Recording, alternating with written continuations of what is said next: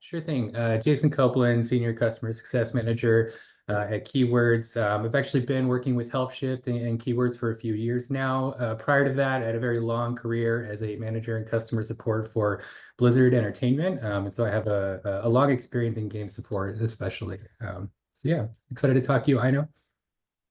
Hey, and yeah, I'm Aino. I work at Trailmix as player experience lead. And previous to Trailmix, I've worked in the games industry about 5 years. I was in Finland in a studio called CSAT Digital Entertainment for a few years. And before that, my experience is from e-commerce and tech, still in customer support. But yeah, I'm happy to share about our Trailmix support journey. Awesome. Thank Great. you so much. So let's get started. I'll start moving the slides. Yeah, so I guess go ahead and take some time to tell us a little bit more about Trailmix and what you guys have been doing. Yeah, so I guess wanted to do a small intro just in case we've got people who haven't heard about Trailmix before. So we are a London and Berlin-based mobile games developer. Really, Trailmix exists to make and create safe and empowering spaces for millions of players and people wanting to make games that anyone can relate to and play. Our mission is to foster a culture of trust and respect and just make long-lasting games for everyone. Our game that we have live at the moment is called Love and Pies. It's a Merge 2 game. And if you didn't know, or for people who don't know, the background of Love and Pies was that it was actually originally a match 3 game. Then it became a tapper and then a linker, and then in a really fast pace in 21, it was released as a Merge 2 game. But that basically meant that the game got released without a proper support system behind it. And that's what we're going to talk about today.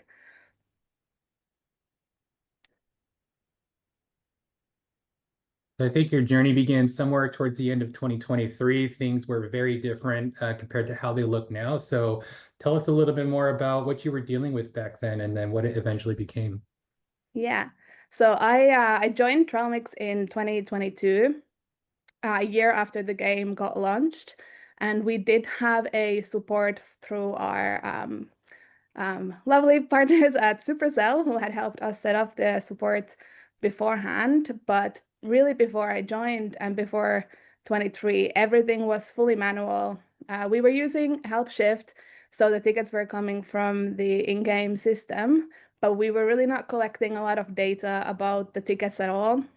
We were supporting only in English, so players from the other regions were not getting really the proper and great support that they deserved. We also had our FAQs that were created before launch by our kind of design team, thinking what players may want to know about, but they were not optimized FAQs and they hadn't been really adjusted to match what the players were actually contacting us about. And that kind of resulted in us having really slow response times, and everything was really manually handled, a lot of back and forth with the players. And since 2023, we've had a long journey in automating a lot of our systems. So today we are having more than 90% of our tickets going through one way of automation, whether that's through bots or using the other automation systems from Helpshift. We've also introduced a tagging system that allows us to analyze all the tickets and understand what our players are contacting us about. We've also optimized our language support by utilizing AI in supporting our players globally. Found really great ways to use smart FAQs to gather information from players in a fast way. And that's really resulted into having fast response times and more optimized results for our players.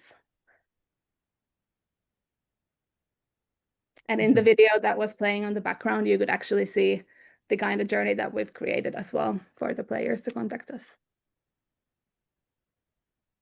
So I think, yeah, one of the key things that anybody starting this journey is going to need to spend time on, which is figuring out what your players need and what they currently think about the quality of your support and some of the pain points that they might experience going through that process. So, what did you really do to evaluate the quality of your support to begin thinking about what you wanted to solve? Yeah, so obviously when you're creating your support journey, your players are going to talk about your player support. And something that we really look into was what were our players saying about our customer service. And you can see on the slide some examples from store reviews that we had with players maybe not finding, not getting support in their own language. They were getting slow response or maybe no response. And we didn't really know what was causing them. So it was a lot of diving into understanding the player topics, understanding the issues that were coming in, and how can we optimize them. And then you can really see like the difference in the type of reviews that we're seeing today, where our players do actually find our support to be effective and available and quick as well. But a lot of diving into what the players are actually saying about us. Now, I know that some common, I guess, pushback on putting effort here might be that generally games or some products and services might have a really low contact rate, that it's actually a small percentage of your actual community that is really contacting and asking for help. So can you share a little bit about why that's still so important to do and what the impact player support can have on the overall game and its community? Yeah, for sure. I mean, like these are all public reviews that are visible in the store. So they can actually be like the first thing that a player sees when they're looking into games that they may download to play. So to be able to show that you're a responsive game, that makes a huge difference. Equally, you're building trust with your players. So let's say that you've got a issue with purchases. Honestly, there's so many competing games in the market. If you're not providing top-notch support to your players, they will go to the next game that will provide them the support and solve their issues fast. Especially if you're thinking about something like purchases, players really do make the choice of where they're going to spend, what's the game that they're going to spend on. And if they then end up having an issue without a solution, they have the options to change into a different game and different game with better support systems. Absolutely, yeah. I think in my experience too, what we had to deal with a lot was, just because one player has a bad experience, it doesn't exist in a vacuum. That bad experience can be transferred and shared with sometimes even hundreds of thousands of other people if they happen to share it on social media. And it was really for us all about managing the reputation and keeping the brand, in good shape so that it was synonymous with good support and quality product and everything like that. Yeah, and like players are more likely to share their negative experiences. It's less likely that they will talk about a positive experience they had with the brand. That's why it's so much more important that you're like proactively trying to solve the issues before they even happen. That's great to hear. Yeah. Okay, well, there's actually one on here I wanted to was hoping we could talk about next, which is the language support. There was a comment there saying that you could only answer requests in English. So Yeah. you had negative fact. Sorry, excuse me, didn't mean to interrupt you, but you had some negative support around this. Did you consider hiring native speakers initially to solve this problem? Yeah, so when I joined Trailmix, we didn't do any other language support, but honestly, the volumes were really not high enough to hire language speakers on specific languages. What's great about the AI solution is that it honestly allows us to be in touch with everyone globally. So no, we never considered hiring players in different languages, but we did consider solving this problem and finding a way. So what we actually did is we started by testing using just Google Translate, knowing that it may not be the best solution. It may not give the best translation always, but it allowed us to gather the data to understand that, hey, players will be happy just with the good solution, even if their translation or the grammar is not 100% perfect in the response. And then after we were able to gather the data and make the business case, we were able to then onboard the language AI support from Helpshift, which actually is giving us even better translations. And you can see from the CSAT results that we've really actually had great results in solving tickets when we're using the AI tool. It's a pretty incredible tool that you are able to now support in about 18 different languages, which I'm sure you'd be ready to deploy even more if you had communities that were popping up elsewhere. I think this is especially important too, because, you know, historically it's always been a very expensive problem to solve, and it takes a lot of time and planning and effort in order to spin up customer support in other regions. Whereas now you can manage it with the same team that you have today, and then you can do it globally. So even if you have regions that begin playing your game without putting a lot of effort and like marketing there, because, you know, players talk, they look at forums, they go by word of mouth. Sometimes it ends up in a, you know, a top 10 list on like the Apple Store. So you never know where they're going to come from. And if their very first experience with your studio is that you can support them in their native language instantly, that's going to be a huge boost to your brand overall. I'm so glad to see that you guys have been finding success with that. Yeah, 100%. And I think there's also, you know, just a case of those languages may grow in the future. If you're giving good customer support, if you're actually building that community there, maybe in time there's going to be the case of having the language speakers, but at least this way you're able to support those countries without the overhead in the team size. Awesome. So language support wasn't the only complaint that you had initially. Much of it was actually around how long it took to get their problems solved, and sometimes the extensive back and forth communicating with agents that it took before being able to solve it. And I know that these workflows and player journeys aren't going to be built overnight. So how did you approach planning your automation, and how did it evolve over time? Yeah, I think, you know, sometimes when I'm talking to people from other studios and I'm building bots, I know the comments that I hear, it's that there's a lot of work around it, and maybe, you know, studios don't know where to start from to build something, because it can seem like such a big task to build everything. But we really started from looking into the data that we had. So we looked into our customer satisfaction. We looked at the volumes of tickets that were created, looked into our public FAQ views and ratings of how helpful players were finding these ratings. And we looked into our response times, looked at how many times we were sending individual replies per ticket.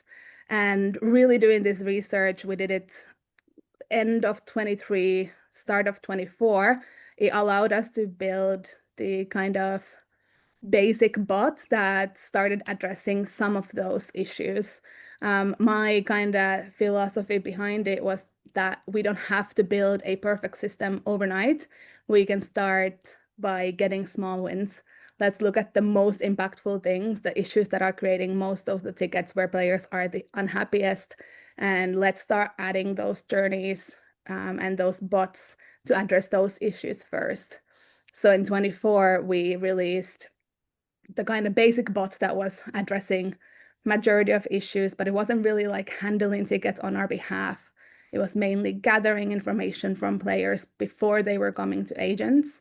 But since then, and this year, we've started to add in a lot more bespoke bots, looking into those tickets where agents may be sending a template response or giving some specific information that's always the same, and looking into how can we build the bot journeys that are addressing those issues and closing the tickets without them coming back to agents actually, but still giving the same support to players.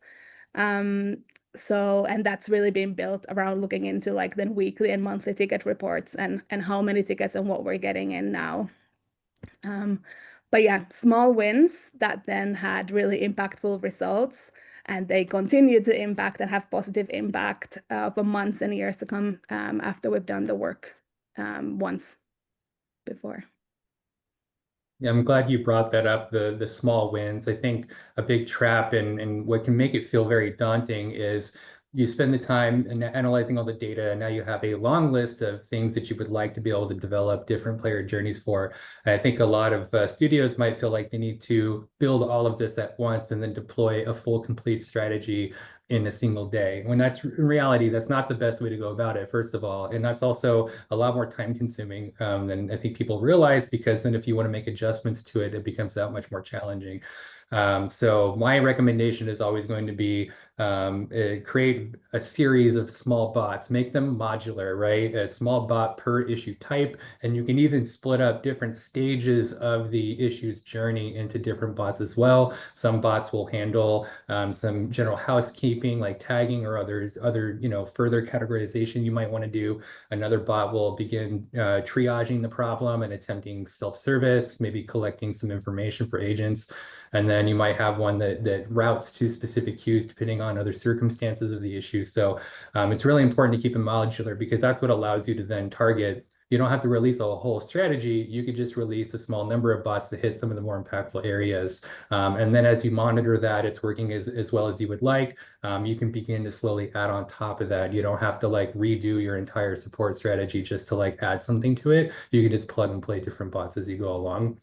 And I do want to mention too that we, especially at Helpshift at Keywords, we have a team of success managers that are ready to help anybody that's beginning to go on this journey for the first time, or if you're thinking about revamping your current approach to automation and support. That's like one of our primary responsibilities is helping our clients get through this process and helping them decide on the best plan for their automation strategy.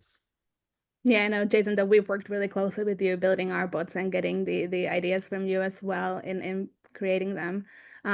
Something that like from my side, I also wanted to mention is the importance of monitoring the CSAT when you are adding the automations and the bots. Because obviously we can see that when a player is not getting human response, it could impact your customer satisfaction a lot.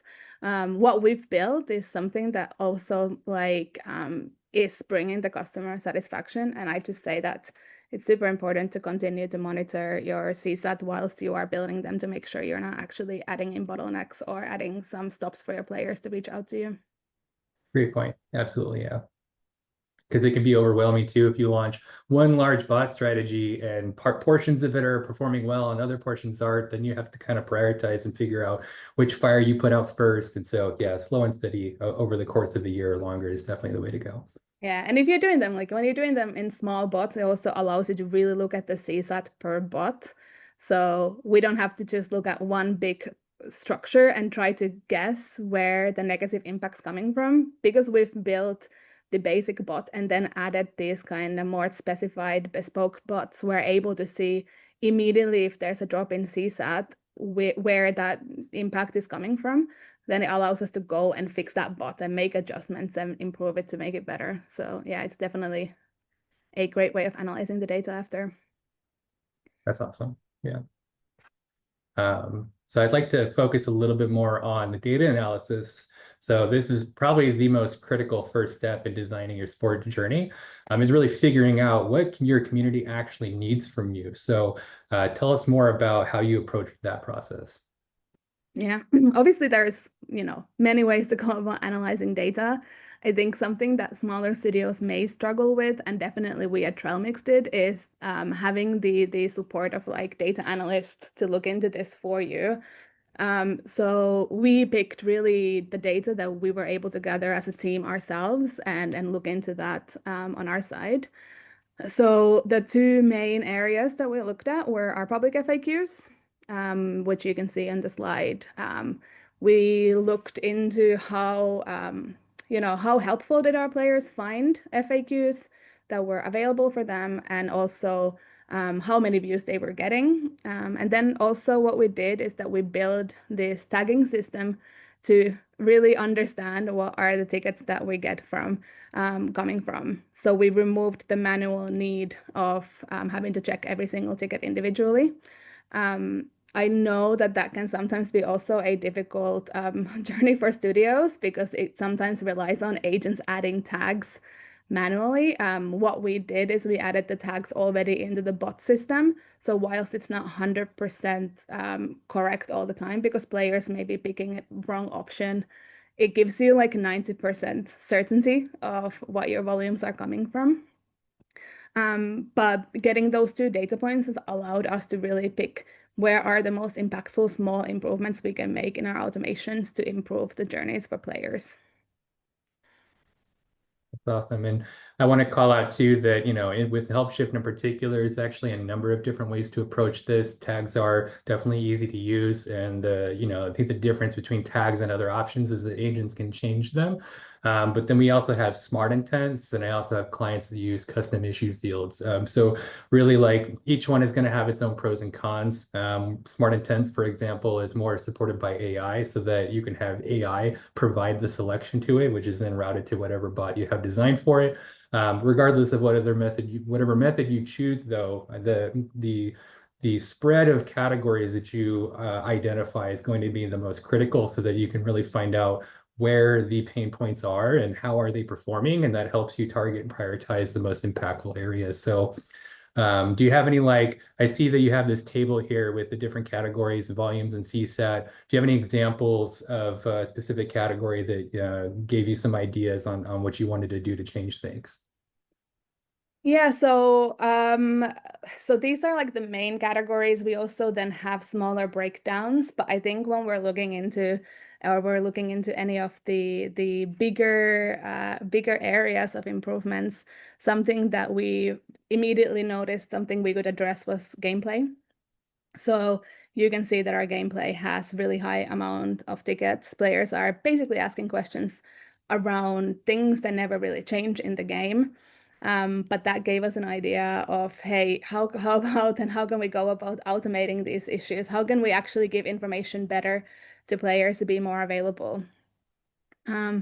So as you can see here, we really looked into, like, what are the specific gameplay questions that players are sending to us and how are we responding to them. So we had multiple different issues where agents were sending specific template answers and just one answer, but we needed to understand, hey, what are those issues and how can we build a bot that's going to be both helpful, but then still also allow the tickets to come in if they need to come in. So we built a gameplay bot that addresses all of the basic scenarios in the game, from your board space or using your resources. And we automated every single part that we could fully automate. And that kind of resulted into us decreasing the handling time by 28%, but also allowing us to fully automate 7% of tickets coming in from the gameplay tickets. And of course, that's just one example. So when you do this for multiple things in your game and multiple areas the tickets are coming from, you see that you're continuously adding more and more areas fully automated. That leaves more time to your agents to fully concentrate on difficult topics that may need more time. Now, 7%, I think, that's important to call out, is that your agents now have 7% less gameplay issues specifically to address. But and I think that's the result. You explained how you do attempt to fully automate some of those things. So you're providing FAQ-like instructions or answers to players within this bot. But is the bot doing anything else to reduce the handle time if it does get to the agent? Yeah, of course. Yeah. So actually what we've done is we've automated the things that we can automate to solve what the bot can solve. But then we have a lot of issues where previously our agents would go back and forth requesting more information from the players. And honestly, for us, it was leading to really long handling time of several days, 4 or 5 replies being sent to the player, and every time adding on the wait time. So now, for example, if a player is accidentally selling an item in their game, they can already respond and give us that information by the time that it comes to an agent, so that the agent will already have all the information they need to just bring the solution to the player directly. That was actually one of the common complaints that you had mentioned earlier, was that the time it takes to resolve the problem is much longer than it should be, because of the back and forth, that by the time it gets to an agent, the agent needs to ask questions like, okay, tell us more information about when it happened, what are the details? And then that could be another 8 to 12 hours before the player gets back. And then finally the agent can start solving it. So you built your bots in such a way that you can get all of that out of the way in the very beginning, while you have the player's attention, so that when it does eventually get to an agent, they have everything they need to get working. That's awesome. Okay. And I think, my team's been fantastic in the way that they've built it in in really looking into the previous tickets to understand what are the most common responses and how do we actually make sure that we are asking all those questions before the ticket comes to us. Now, automation isn't the only strategy you deployed, so I understand that you're also using one of our features called Smart FAQs that helps you address the unique problems that you had in the lost account category. So go ahead and tell us a little bit more about that. Yeah, so when we built our bots, we built a bot specifically for lost accounts, and I'm sure all studios can relate that when player is losing their account, it can be a super frustrating situation because you want to recover that account as soon as possible to get the player back into the game. But then you need information from the player to locate that old account. So we did build a bot that was asking all these questions from the players, but actually from the data, we were able to see that most players were going to the public FAQ and then downvoting that it wasn't a helpful FAQ and maybe not even contacting us after, which means that we were losing players who were losing their game states instead of helping them get it back into the game. So what we did is that we added the Smart FAQ form, which does exactly the same as the bot would. It asks all the same questions and all the information, helping our team to find the old account, just to allow the players to have multiple ways of contacting us and getting a helpful answer. Otherwise, if they send us an email, we'd have to go through all the verification process and ask all those same questions again, leading back to the longer wait time after. So yeah, we've added these kind of smart FAQs everywhere we can, and we continue to add them to tickets, ticket types that we can see could be impactful. But again, like having something small like the smart FAQ to lost account cases, it helped us to decrease handling time by 30% on lost account tickets specifically. We actually also saw that people are now happier with the FAQ and they're not downvoting it as much. So it's definitely been a helpful change for us. Yeah, the Smart FAQ, that feature was designed specifically to reduce the effort it takes to report a problem, because there's definitely certain kinds of contexts that you do not want many barriers in front of the problem and the solution. And so especially if you have a new player that's only been playing a couple of days and could be a long-term player, but then they had forgotten to sync it up with a social media account or whatever number of authentication methods that studios use, that's high risk for losing that player. And so I think the Smart FAQ, especially in that scenario, is good for putting the solution right in front of the player and then giving them steps immediately to solve it. We actually did a webinar a few years ago with another client. They had brought up Smart FAQs for this exact use case as well. The way they measured its success was by seeing a huge increase in the number of lost accounts reported, which more issue volume sounds normally like a bad thing, but in a lost account scenario, it's really good because they can see the data of how many players they're turning and losing, but the number of lost accounts being reported was very small. And so they knew that number should have been a lot higher. And so as a result, they've been able to impact their retention a lot more by being able to get to those players more quickly.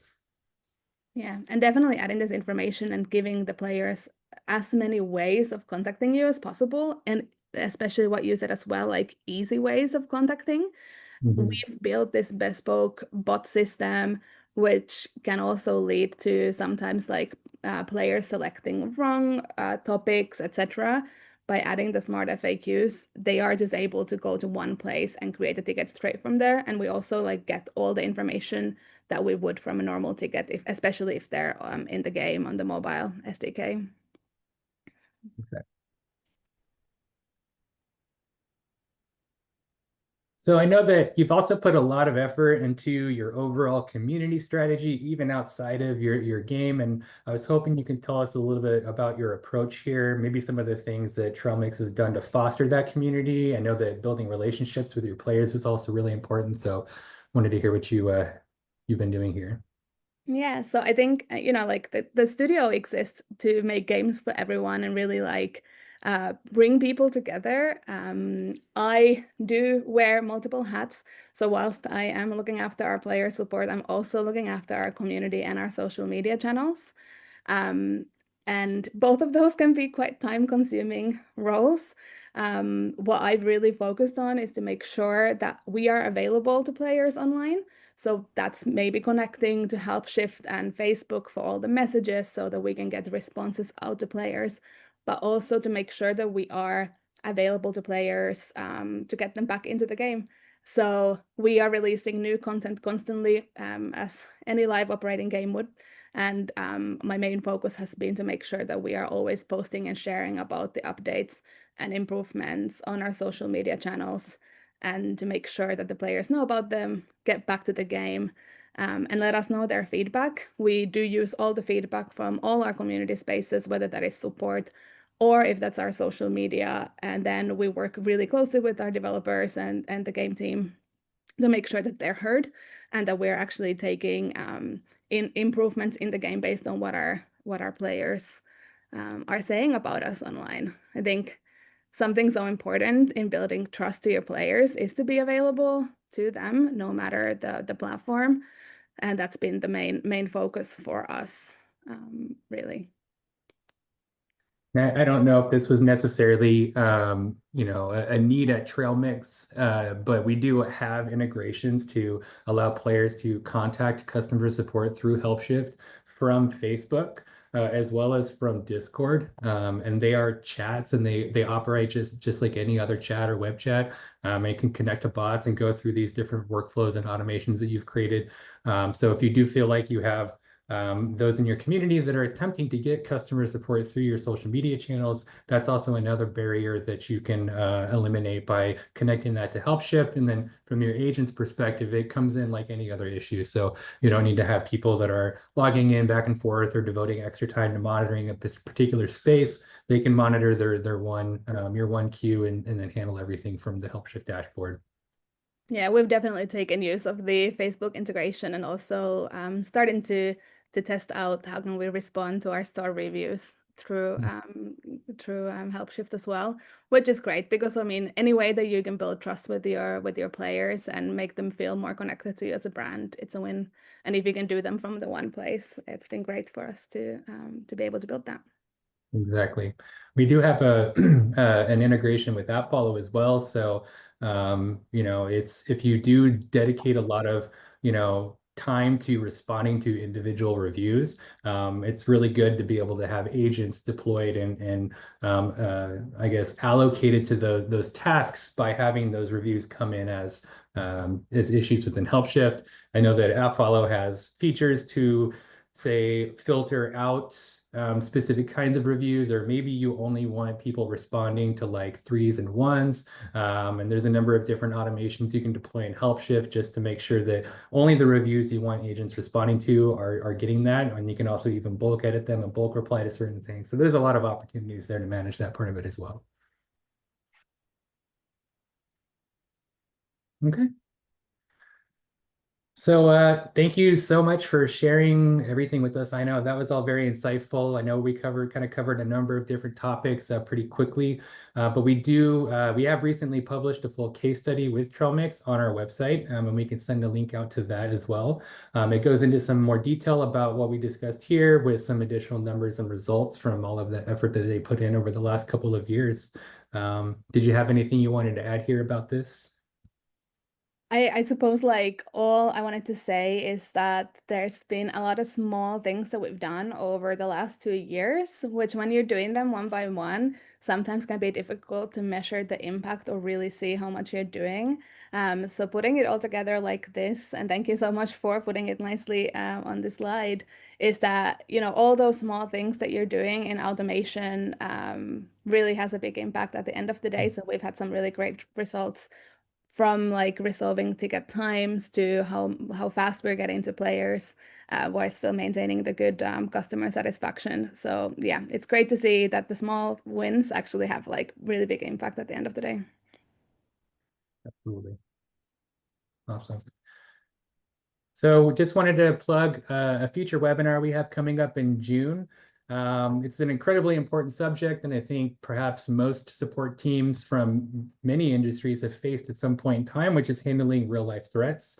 I know myself, I've been in the game support industry for nearly 20 years, and I've certainly encountered this and have had to address these in a number of different ways as well. So just wanted to give everyone a heads up if that's something that you were interested in hearing, more discussion around. It's going to be on June 10th at 9 a.m. Pacific.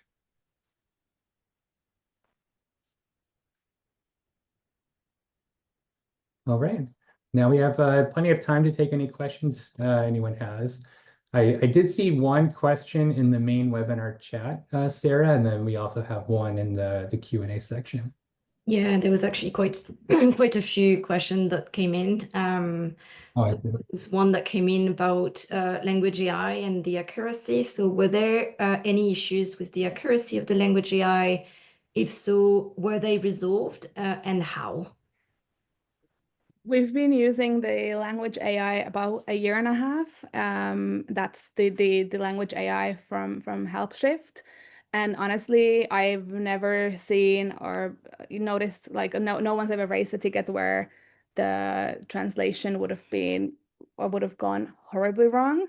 So obviously there may be some grammar issues or something that may not sound perfect. But whenever we are using the translations, we are also adding the sentence to say to the player that this is translated using a machine. So I think the player's expectations are also managed. So we didn't actually have any issues with that. I think the players more appreciate the solution than whether the grammar is 100% or if the in-game word is 100% correct, as long as we're giving them the solution that they need. And I should point out too that even I don't have numbers on hand, that would probably be good for us to share out afterwards. I believe we even have some case studies around language AI on our website. The accuracy is incredibly solid. And we don't really receive any feedback for the most part about it. We've had a couple of specialized language grammar things, with more uncommonly spoken languages or more challenging to translate languages, and those have been sent over to the team that works on that language AI. They have evolved the model over time to be able to include more and more languages and kind of shore up some of those areas of feedback. But otherwise, yeah, I mean, we haven't had any complaints about the quality of a particular language. It's been able to, it's actually rather conversational, is the feedback that we've been getting, as opposed to just direct word for word translations like some translators in the past might have been. But yeah. I think it's technology that's improving so much. So what it was a year and a half ago is also improved today. So it looks better all the time. And even I used really old school machine translation in my previous career, back before we even had AI and large language models. And it wasn't perfect, but the response to it was still incredibly positive, even back in 2016, because I think that, I think people in other regions, especially if they're in a region where the game isn't officially or fully supported, they really appreciate that there's even effort being put into being able to communicate with them. So at the end of the day, as long as they feel like they're heard and they feel like they're being taken care of, it's a big win for them. So even back then, I don't recall ever getting any pushback. Yeah, so still a really important service to provide. Awesome, thank you. So we had another question. First of all, thanking you about the information, great information around tickets and CS. And what are the KPIs you discovered that indicated a healthy community, conversation volume, sentiment? Yeah, so we use a tool called Affogato for monitoring our community sentiment, which I think is great because it allows you to plug into all of the different platforms and brings all your conversations to one place. So looking into the sentiment score there and the impact score, that's been a great way for us to monitor our community sentiment and healthy community. But then also, I think we're also looking into the reviews and review scores and what are the other things that players are saying about us online, because sometimes the conversations may not even happen in our official channels. So looking at all of the different platforms and conversations happening, Affogato is great at bringing all that conversation together for us. Nice, that's awesome. There was actually another question related to the App Store. The question was, did I get you right? You now can integrate with App Store and connect to answer reviews directly from Helpshift. So that's actually, we have an integration with another tool called AppFollow, and they are an App Store review tool with a wealth of other features unrelated to even the integration to Helpshift. So it's interesting to check out. But they have an integration that allows reviews coming in to be created as an issue within Helpshift. So if you would like to use agents to kind of take in specific App Store reviews in the mix of even other general context coming from your chats or emails or other sources, you could have that integrated so that they will come in just like any other issue. The agent would be able to reply from Helpshift, and then that's the reply that would get posted on the actual App Store review. There's a number of different tools that will help you manage what kinds of reviews come in, what scores you want, what languages they're in. There's even further automations you can create within Helpshift to help route the ones that you would like to be answered. So you, of course, need to spend some time kind of figuring out how you're going to manage those reviews and which ones are going to be prioritized, because there can be a large number of them, and you don't want all reviews ever coming into Helpshift necessarily, but it is a good opportunity to really put some humans in front of that to give some complete responses. And it also has been really helpful for them to address common issues. Like if all of a sudden your app is getting a ton of reviews out of left field about a problem that you didn't know about, that's also a good chance to really get ahead of that and address it immediately before more reviews continue to come in. You can respond to it saying, hey, we're investigating this. And then a lot of times those players, even after it's resolved, will come back and change their score and update it once that issue's been addressed. Awesome. Yeah, like just to add, like the way that we use AppFollow and Helpshift connection is to only for the featured reviews, which are the first ones that players are seeing in store. And I think, AppFollow, they allow a lot of automation options for review replies, but especially when you've got something that's featured and available for everyone, for me, it's important that it's a human that's actually reviewing that review and responding to it with a helpful way, and not leaving that down to an automation. Because if a player is coming to see Love and Pies for the first time in the store and they see that featured review, and if the response is not there or it's like not top notch, that can impact their decision of downloading the game after. Of course. Awesome. So I've got another question for you, a bit of a long question, so bear with me, please. I imagine there are various categories of problem solution. For example, the common questions like how to connect to Facebook through to unique issues that only a few players face, like a Samsung device specific crash. Can you touch on what ratio of each of these goes through to the bot and what needs a human? For us, anything that comes through the SDK, everything in the chat goes through a bot. So like every single ticket would go through some form of bot. What we've done is we've added in the device information into the rules of the bot. So for example, we have certain devices that don't have ads because they was causing crashes on those devices. We've made it so that if a player with that type of device, I think it was like Motorola or something like this, if they contact us asking why they don't see ads in the game, the bot is addressing it already and explaining that the ads are not available. But that's because you can use the custom issue fields and as way of building the bots. And that's one of the examples that we've added in after. So it maybe wasn't in the first bot that we released, but after we noticed like, hey, it's causing us 20 tickets a month. The agents are always sending the same response. Let's just add that as a part for the bot to address. And then it's not impacting any other devices, but it's still giving the helpful answer to that player with that device. I can add a little bit onto here as well. So, I mean, the ratio is going to be highly dependent on the type of game that you support and the type of community and the problems that they have. Some games, if it's generally a lot of really hyper-specific and new bugs, it might be difficult to maintain bespoke bots for each of these little individual issues that come through.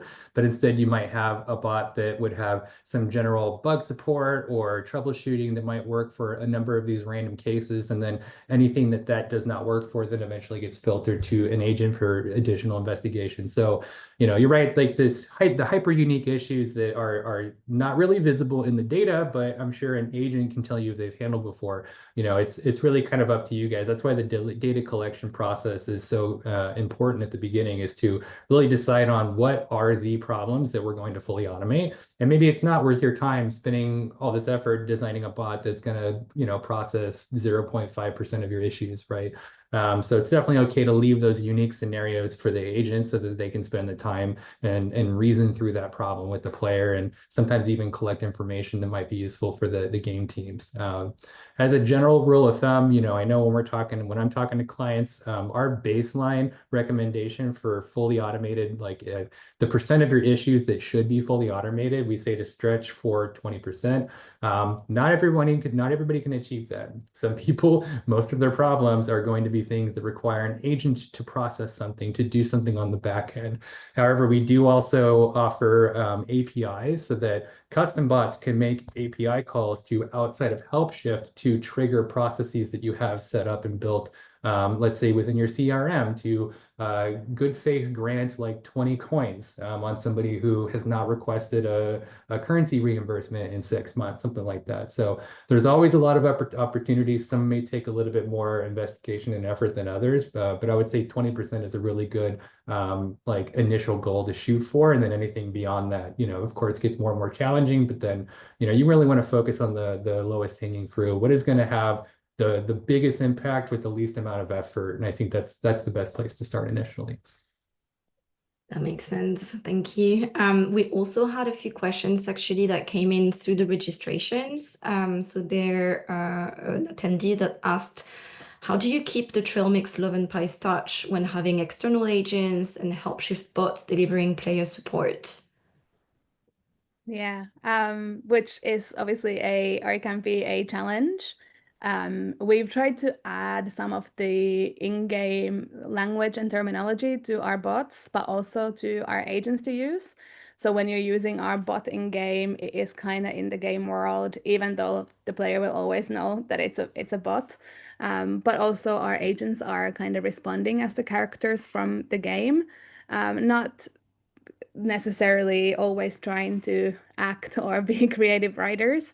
But I think just having the agents responding with the picture of the character and the name of the character can already help a lot in making sure that they have your brand voice. And then just, a lot of conversations with the team. We've got a fantastic team who have been really great in learning with me over the years on what is the voice that we want to share. So Nice. That's awesome. Thank you for sharing that. There was another question, being part of the Supercell family, how involved has been Supercell in your support operations? Supercell been like great, because I think the size of a studio Trailmix is, we wouldn't have been able to achieve what we achieved if we hadn't had the support from Supercell. So whilst they've not really had anything to do with the way we've set things up, they've been supportive for us to try new things. And obviously we've chosen to work with Helpshift because of Supercell and getting the support from them for things that I don't know about, or if my team doesn't know about, we can always reach out to the Supercell team. And they're super helpful to us, giving their ideas and how they would solve situations and scenarios. So it's been, great support to have. Thanks for sharing. There was also another question around A/B testing. So do you do any A/B testing for your bot journeys? We have not, but it's a great idea to do. And there was another question around feedback loop. When you receive feedback from players and you action it, do you have a process in place to kind of get back to your players and make them heard? Yeah, so we've made the decision to automate all of our feedback And it's been a journey where we've had to improve the bot a lot over the months, to make sure that it's not resulting into really bad CSAT. But yes, so the way that we do it is that we gather all of the feedback through a bot, and then we review it on weekly and monthly basis, and we do follow-ups to the players for all of the areas where we know that there's an improvement coming, or if an improvement already has happened. So we, get back to those players and let them know. And also, if we're doing improvements in game based on the feedback from community specifically, we'll normally do big shout outs on social media and through our in-game messaging box to make sure the players know that they are being heard and that we are making adjustments based on their feedback as well. Thank you. And then I think we've only got a final question, unless anyone else wants to type any final question whilst we ask this one. I think someone coming from also like a smaller size studio recognize that it's a lot to manage multiple hats in smaller studio. And so how do you manage your time juggling support and community and everything else that you have to manage? By picking my battles and really trying to manage my time. So I'm aware that one person cannot do all of these things. Like, these are obviously also full-time roles, but I would always look at my upcoming months, a quarter or next 6 months, and think, what are the most impactful things that I can do with my time? So if that means that I'm only going to be making 2 social media posts a week, then those 2 social media posts have to be impactful ones. So I'm making sure that my posts are ones that are going to drive players back to the game. But yeah, prioritizing and making sure that I'm, actioning the most impactful things first. Did you find any shift from the moment where you had to work on the setup of automation and support, and then did that have an impact later on for you? 100%. I think from when I joined Trailmix in 2022, and nothing was automated, I spent my first 6 months only on player support and making sure that we have a good roadmap of building the automations in. I do have a great support team that are building these bots and driving all of these initiatives, which then is allowing me and them to have more time. And we see the results week on week because we are constantly having more time because more and more things are automated. Nice, that's awesome. Thank you very much. I haven't seen any more questions coming in, so I assume we answered all the questions that everyone had about Trailmix. It was very insightful, and I thank you very much for your time and working with us on that. It was a great session. Thank you so much. And congratulations on all your setup and the results that you're achieving for your players. It's awesome to see. Thank you. Have a great evening. Thanks, everyone. Thank you. Thank you for joining us. Bye-bye.